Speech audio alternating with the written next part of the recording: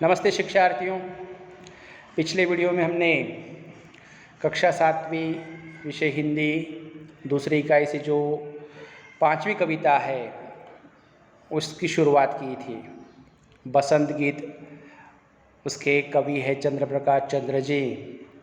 और इस कविता के माध्यम से कवि यह समझाते हैं कि वसंत ऋतु के आगमन के कारण, उसके आने से पृथ्वी पर, धरती पर एक बड़ा परिवर्तन आ जाता है और उस परिवर्तन के प्रभाव के कारण धरती के जीवों में उल्लास छा जाता है।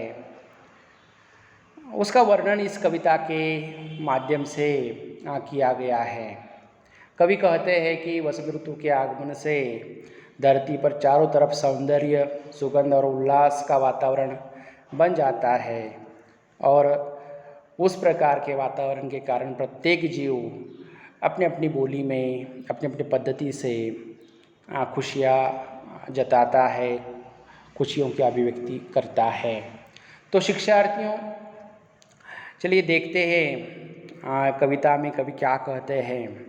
शिक्षार्थियों, यह 39 पन्ने पर यह कविता है और कविता का जो पृष्ठ है वह बहुत ही सुंदर बनाया गया है कि मानो उस पृष्ठ से, उस चित्र से, पृष्ठ पर के चित्र से यह लगता है कि यह वसंत ऋतु का ही एक दृश्य उसमें दिखाया गया है कि हरे हरे पेड़ दिखाई देते हैं, पंछी चहकते नज़र आते हैं, खुशियाँ, चिड़िया तो झूले पर बैठे झूला झूल रही है, मोर नाच रहे हैं, तितलियाँ उड़ उड़ कर फूलों का रस पी रहे हैं, हरियाली छाई हुई दिखाई देती है।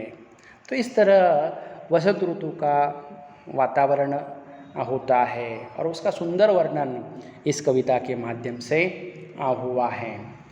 देखिए, सजी आयो रे ऋतु बसंत सजी आयो, अजी गाओ रे ऋतु बसंत सजी आयो। यहाँ पर सजी का अर्थ होता है सज कर, आयो का अर्थ होता है आना। यहाँ पर कवि कहते हैं कि यह वसंत ऋतु सज धज कर आई है।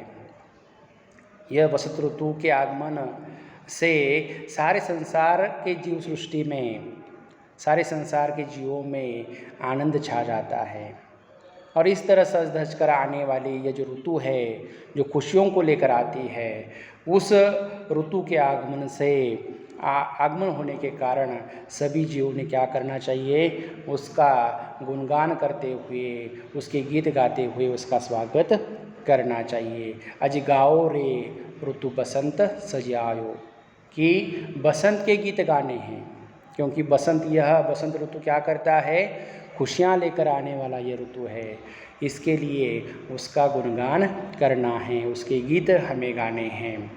देखिए आगे, कली कली करत कलोल कुसुम मन, मंद मंद मुस्कायो, गुन गुन गुन गुन गूंजे मधुप गन, मधु मकरंद चुरायो।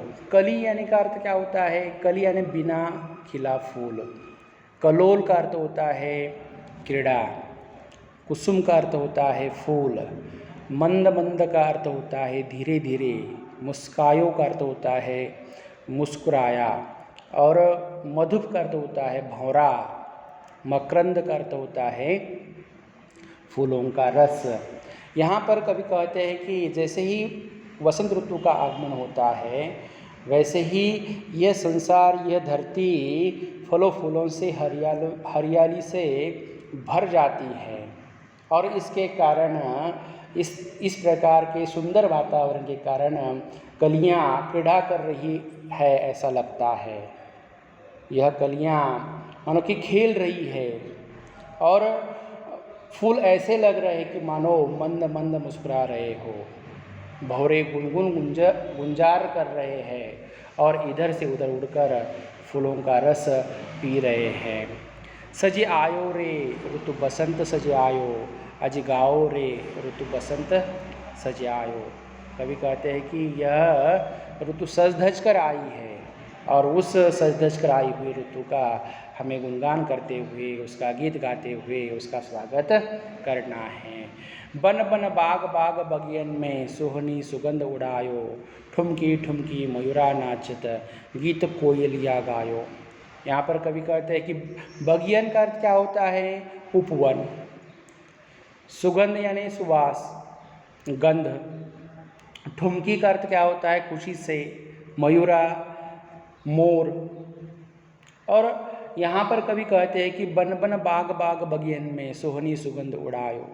वसंत ऋतु के आगमन से जब धरती हरी भरी हो जाती है, पेड़ खिल उठते, पेड़ हरे हरी पत्तियों से लद जाते हैं, ये पंछी अपनी अपनी खुशियाँ व्यक्त करते हैं और ऐसा लगता है कि यह सारा संसार ही बगीचे के रूप में बदल गया है। उपवन का अर्थ होता है बगीचा, और इसलिए इस धरती पर खिले हुए पेड़ पौधों के फूलों से, फलों से यह उनकी सुगंध सारे वातावरण में फैल जाती है और उस सुगंध को सूंघ कर अच्छे वातावरण के कारण यह मयूर यानी मोर क्या हो जाते हैं? नाच उठते हैं। कोयलिया गीत गाती है, कोयलिया गीत गाती है, अपनी खुशियाँ गीत गाकर वह प्रकट करती है। शिक्षार्थियों, अगर सुबह सुबह कोयल के स्वर हमें सुनाई देते हैं तो निश्चित रूप से हमारा मन क्या हो जाता है? प्रसन्न हो जाता है। और वसंत ऋतु का जो वातावरण होता है वह वातावरण तो बड़ा ही सुहावना होता है, बड़ा ही सुंदर होता है।